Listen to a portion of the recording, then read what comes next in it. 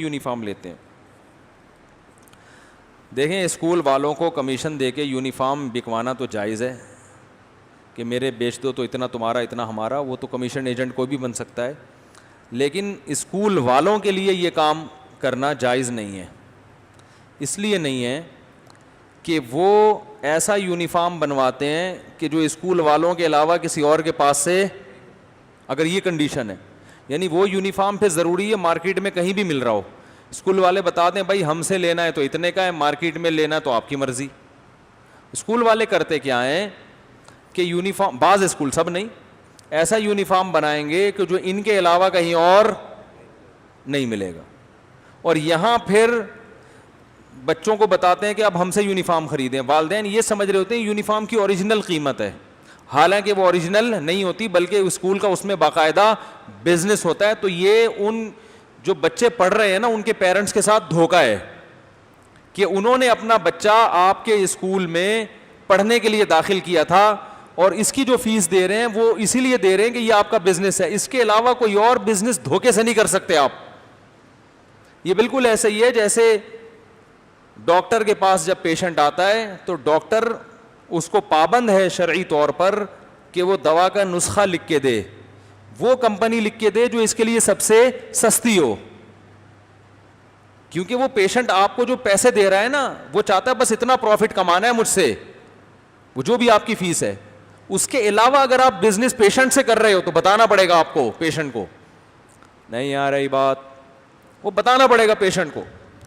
اب ڈاکٹر صاحب کیا کر رہے ہیں کہ ایک فارمولا ایسا ہے, وہی فارمولے کی دوا چاہیے لیکن آپ اسی فارمولے کی دوا دوسری کمپنی کی لکھ کے دے رہے ہیں جس کمپنی سے آپ کے اچھے تعلقات ہیں, اس کمپنی کو پروموٹ کرنے کے لیے, حالانکہ وہ کمپنی مہنگی ہے. تو اس کمپنی سے آپ بزنس کر رہے ہیں اور اس کا نقصان کون اٹھا رہا ہے؟ آپ کا جو پیشنٹ ہے. نہیں یاری بات, تو پیشنٹ آپ کے پاس آپ کے بزنس کو پروموٹ کرنے کے لیے تھوڑی آیا ہے, صرف اس حد تک بزنس کی آپ کو اجازت دے رہے ہیں کہ بھئی آپ مجھ سے فیس لیں جو آپ کا حق بنتا ہے, اس کے علاوہ جو سائڈوں پہ کھانچے کھولے ہوئے ہیں یہ جائز نہیں ہے.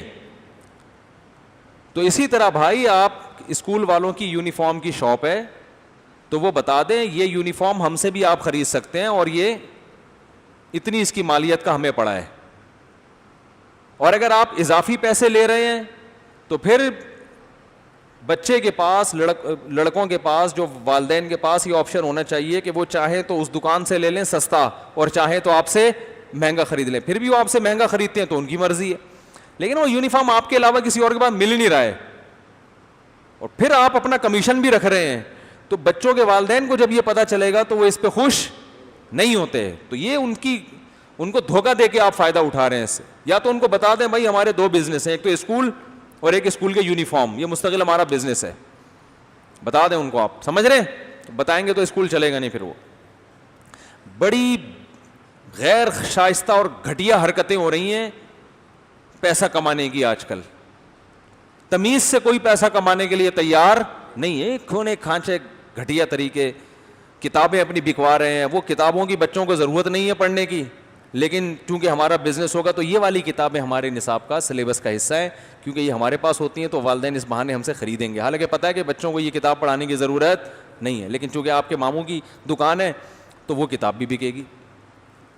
ڈاکٹر جب فراڈ کر رہے ہیں تو پھر اسکول ٹیچر بھی, ڈاکٹر کا تو پیشہ بڑا ہی مقدس ہے نا, ٹیچر کا تو اس کے بعد ڈاکٹر تو ڈائریکٹ آپ کی باڈی کو صحیح کر رہا ہے. تو پھر یہی ہے, تو پھر قصائی سے کوئی شکایت نہیں ہونی چاہیے کہ وہ چھیٹڑے کیوں ڈال دیتا ہے. جب اتنا پڑھا لکھا طبقہ 2 نمبری سے پیسے کمائے گا. یار مجھے ایک بات بتاؤ, آپ ڈاکٹر کے پاس گئے, ڈاکٹر صاحب مجھے بیمار, مجھے فیور ہے یا مجھے یہ مسئلہ ہے, ڈاکٹر نے کوئی اینٹی بایوٹک لکھ کے دی. ڈاکٹر کو پتا ہے یہ والا فارمولا اینٹی بایوٹک کا اس کمپنی کا سستا ہے اور اس کمپنی کا مہنگا ہے, دونوں ہیں سیم فارمولے, دونوں کا اثر بھی ایک جیسا ہے.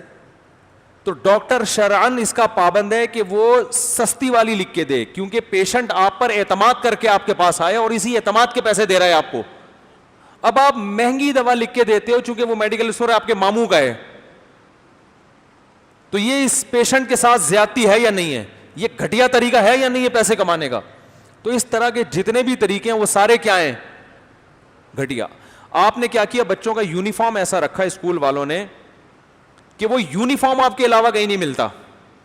یار گرے پینٹ رکھتے, وائٹ شرٹ رکھتے, وہ تو ساری دنیا میں مل رہا ہے. تو آپ نے کہا ایسی ٹیکنیکل قسم کی پینٹ رکھو اور ٹیکنیکل قسم کی شرٹ رکھو کہ وہ ہمارے علاوہ کسی اور کے پاس ملے ہی نہیں, اور پھر والدین مجبور ہوں کہ آپ سے خریدیں, تو ادھر سے آپ کا بزنس.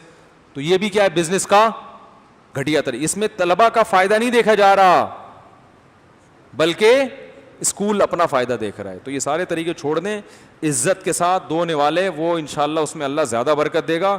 اور گھٹیا طریقے سے ادھر سے بھی